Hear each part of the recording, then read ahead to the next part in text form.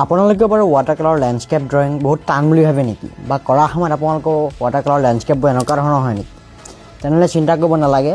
আজি মই আপোনালোকক ডে 1 পৰা ডে 4লৈকে মই যিখিনি পইণ্টৰ বিষয়ে ক'লোঁ সেই গোটেইখিনি পইণ্টৰ ধ্যান দি আজি মই আপোনালোকক এটা লেণ্ডস্কেপ ড্ৰয়িং কৰি দেখাম ৱাটাৰ কালাৰত। মাত্ৰ দুটা টেকনিকৰ ব্যৱহাৰ কৰি ৱেট এণ্ড ৱেট আৰু ৱেট এণ্ড ড্ৰাই। আগৰ ভিডিঅ'ত কৈছিলোঁ মই যে ৱেট এণ্ড ৱেট টেকনিক কি আৰু ৱেট এণ্ড ড্ৰাই টেকনিক কি তাৰ বিষয়ে কৈছিলোঁ মই, কিন্তু আজি আপোনালোকক সেইকেইটা টেকনিক এপ্লাই কৰি এটা লেণ্ডস্কেপ ড্ৰয়িং ৱাটাৰ কালাৰত কৰি দেখাম। নমস্কাৰ, মই ঋতুৰাজ। আজি মোৰ ৱাটাৰ কালাৰ ছিৰিজৰ ডে 5 আৰু আজি আমি শিকিম ৱাটাৰ কালাৰ লেণ্ডস্কেপ ড্ৰয়িং। তো ৱাটাৰ কালাৰ লেণ্ডস্কেপ ড্ৰয়িং কৰাৰ সময়ত আটাইতকৈ ধ্যান দিবলগীয়া কথাটো হৈছে পানীৰ কণ্ট্ৰল। ঠিক আছে, মই ড্ৰয়িংটো প্ৰথমতে কৰি লৈছোঁ। ড্ৰয়িংটো কৰি প্ৰথমতে এটা পানীৰ লেয়াৰ দিলোঁ গোটেই বহীখনতে। পানীৰ লেয়াৰ দিয়াৰ পিছত তিতা ৰঙেৰে মই তাত প্ৰতীকবোৰক মই ৰং কৰি দিছোঁ, দেখিছেনে বাৰু? ঘৰটোত মই ব্ৰাউন কালাৰ, বেঙুনীয়া কালাৰ, গছবোৰত মই গ্ৰীণ কালাৰ, য়েল্ল' কালাৰ ব্যৱহাৰ কৰি মানে ফাৰ্ষ্ট ট'নটো দিছোঁ। এইটো প্ৰথম ট'নটো দিছোঁ, কিন্তু পানী বহুত ব্যৱহাৰ কৰিছোঁ, দেখিছেনে বাৰু?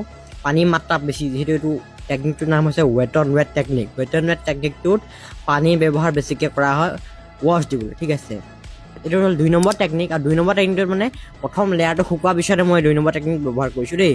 লেয়াৰিঙত কাম কৰাটো বহুত ইম্পৰ্টেণ্ট।